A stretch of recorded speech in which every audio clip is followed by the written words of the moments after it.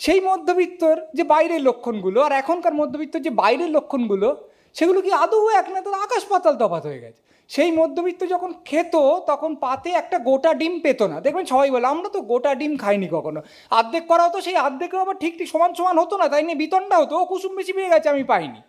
এখন দিনে 3টে ডিম খাচ্ছে, সব সেদ্ধ নয় বেশি, অমলেট করে খাচ্ছে, যাকে মধ্যবিত্ত আদর করে ডাকে মামলেট।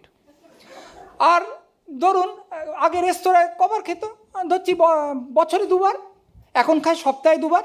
আর যদি সুইগি জোম্যাটো করে বাইরের খাবার আনিয়ে খাওয়াটাকে বাইরের খাওয়া ধরেন, তাহলে বোধহয় রোজ। সিনেমা বছরে দেখতো 2টো, এখন দিনে দেখে 3টে। মধ্যবিত্ত যে বাবা মা, তারা কল্পনা করতে পারতেন না যে তাদের কোনোদিন বাড়ি গাড়ি হবে। ওটা উচ্চবিত্তদের জন্য, বড় লোকদের জন্য, তারা তারা বাড়ি গাড়ি করবে। এখন মধ্যবিত্তের একটা বাড়ি আছে, আরেকটা হচ্ছে নিউ টাউন বা শান্তিনিকেতনে, প্রমোটার একটু গোলমাল করছে, 2 বছরের মধ্যে হয়ে যাবে, কোনো